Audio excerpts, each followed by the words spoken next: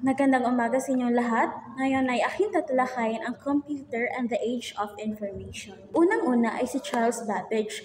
Ang mga inventions ni Charles Babbage ay nagkaroon ng malaking impact sa kung paano nag-progress ang mundo patungo sa digital age. Meron siyang dalawang inimbento, ang difference engine at ang analytical engine. Ang difference engine ay gumagamit ng repeated addition or multiplication para makuha ang tumpak na data. Ginagamit ito para sa mga complicated na calculation. While ang analytical engine, isa siyang machine kung saan kaya mong i-instruct gamit ang punch card or yung isa siyang like metal piece or metal cards na merong butas-butas at yung mga butas na yun ay may corresponding na meaning or instructions. And ay si Claude Shannon. Si Claude Shannon ay isa siyang researcher sa Bell Laboratories at base sa kanyang pananalig si papel, pinopost niya ang notion na ang digital information ay maaaring maipasa sa iba't ibang devices. Sa kanyang pananaliksik papel na tinawag na a mathematical theory of communication. Si Claude Shannon ay nakatrabaho rin si Warren Weaver at doon na nagsimula yung paggawa nila or pag-create nila ng Shannon-Weaver model of communication. So 'di ba ayon kay Shannon na maaring mailipat ang digital information sa ibang devices. So, galing sa information source patungo sa transmitter, noise source, receiver, at destination. Yun yung mechanization niya. So, dito sa sunod na slide, halimbawa gusto mong magpadala ng picture ng pusa sa kaibigan mo. Yung information source natin ay yung device mo at buong pusa pa yan siya. Pagkatapos niyan, tutungo siya sa transmitter kung saan ang transmitter ay i-decode niya yon into series of ones and zeros na kung tawagin ay binary code. Pagkatapos niyan ay dadaan yung message or dadaan yung binary code, sequence of binary code sa channel. At pagkarating niya sa receiver, ay decode niya ulit yun every pixels or every character para pagkarating na sa destination or sa phone ng kaibigan mo, buong picture ng pusa ay makikita niya. Let us note na ang Shannon-Weaver model of communication ay walang feedbacks na siyang pinuna ng transactional model at interactive model. So, ang interaction model, yung sender at yung receiver ay nagiging receiver at nagiging sender, bali vice versa or nagpapalitan sila ng komunikasyon. Sa interactive model, pareho ang nangyayari pero ang context ng pag-uusap or ang context ng communication ay ginagamit para sa pag-aral ng bagong media like internet and social media. Sunod ay si Alec Reeves. Si Alec Reeves, siya yung nag-adapt ng PCM or Pulse Code Modulation. So if makikita niyo sa later slide, ang Pulse Code Modulation ay gumagamit ng analog signal. If makikita niyo dyan, merong parang mga alon or waves. Yan yung analog data or analog signal. Hindi siya nako-contain ng binary codes kasi patuloy itong nagbabago like video recordings. Sa PCM, yung analog signal ay kino-convert niya into binary codes. So if makikita niyo dyan sa baba, meron siyang series ng ones and zeros. Ginagamit itong PCM sa modern days, audio digital broadcasting where yung analog data ay sa AM at FM at sa vinyl records. Sunod ang Sigsaly. Ang Sigsaly ay binuo ng Bell Laboratories. Ang Sigsaly ay isang secure speech system na ginamit noong World War II ni former President Franklin Roosevelt at British Prime Minister Churchill noong 1946 para maging confidential yung conversation nila. Gumagamit ng Sigsaly ng OTP or one-time pad encryption na kung saan ginagamit din natin ngayon. Sunod ay si Alan Turing. Si Alan Turing ang nag-invent ng Universal Turing Machine or UTM. Sa panahon kasi nalo doon, meron silang nire-refer na computer na kung saan mga tao pa rin na gumagawa ng mga calculations manually. So para masolusyonan ito, inimbento ni Alan Turing ang Universal Turing Machine. At para ma-elaborate lang ng maayos, meron ng Turing Machine at ang inimbento rin ni Alan Turing ay universal Turing machine. So halimbawa sa isang Turing machine, kanyang mag-solve ng statistics. While sa kabilang Turing machine naman, kaya niyang mag-solve ng calculus.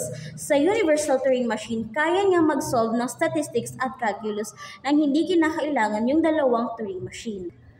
Sunod ay si Conrad Zuse. Si Conrad Zuse ang nag-invento ng world's first programmable computer na tinawag na Z3.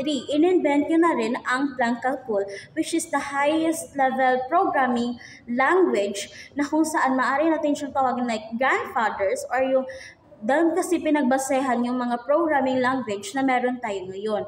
So, in-invent na siya ni Conrad Zuse. Sunod ay si John Attensoft. Si John Attensoft kasama si Clifford Berry ay na-invento nila ang first electronic digital computer na tinawag na EBC. So, ang machine ay kayang mag-solve ng different variables hanggang buong equation na yung kaya niyang ma-solve. Yun yung kaya magawa ng Attensoft Berry computer. Kaya rin ito mag-store ng binary code data sa electrostatic drum storage gamit ang 1,600 capacitors. Si Perry Crawford sa kanyang invention, gumamit siya ng German magnetophones and magnetic drums para mag-store ng mga datas. Also, ito ang early form of computer memory. It was a foundation for developing early computer system. So makikita niyo sa later slides na yung bilog dyan na part, yun yung German magnetophones and yung sa baba na picture, yun yung magnetic drum memory system na binuo ni Perry Crawford. Tommy Harold Flowers. Si Tommy Harold Flowers ang nag-invento ng Colossus. Ito ang world's first programmable electronic computer and ginamit noong World War III para mag-decipher ng mga encrypted German messages. Si Howard Aiken ang nag-invento ng Harvard Mark I, a general-purpose electromechanical computer devised and built by IBM in 1944. And ito siya ang naging pioneer sa larangan ng computer science. Ang Harvard Mark I ang first programmable digital computer na ginamit noon. Isa itong electromechanical computer na gumagamit ng mechanical parts kagaya ng relays and rotating shift para gumana. So yun yung invention ni Howard Aiken na makikita natin sa picture. Williams and Kelvin. Si Williams and Kelvin ay inimbento ang Williams-Kelvin tube, isang uri ng maagang computer memory na gumagamit ng cathode ray tube na naging mahalaga sa pag-create ng Manchester Baby, ang unang stored program computer. Si William Shockley at ang kanyang mga kasamang engineers ay ang unang nag-commercially mass-produce sa mga transistors. At yung mga kasama niya ng team dati ay nag-spread out sila and nag-create din ng mga different companies until sa laying or sa pagkakaroon natin ng Silicon Valley na center ng digital and technological research development. Jack Kilby. An American engineer, Jack Kilby is created for being the first to create and patent the integrated circuit or IC chip. So yung IC chip, meron na siyang resistors, capacitors, and transistors. So ang ginawa ni Jack Kilby is pinag-isa na yon sa maliit na chip and kinonekta siya sa iba't ibang devices na kung saan makikita rin natin na ginagamit siya sa mga modern devices. The first commercially viable storage device was the floppy disk. This was only originally designed by IBM. It was used as a reliable and expensive system for loading instructions onto mainframes and central hub of local computer networks. Sunod ay si James Russell. The floppy disk was improved onto create the compact disk or CD. So si James Russell ang nag-invent ng CD. Ang goal ni James Russell noon ay para ma-store yung mga record informations or recorded data sa isa-isang device na kung saan tatagal ito sa mahabang panahon. Unlike vinyl records and iba pang mga makaluma na mga devices, madali lang itong nasira. Kaya nag-come up si James Russell sa CD or sa compact disc.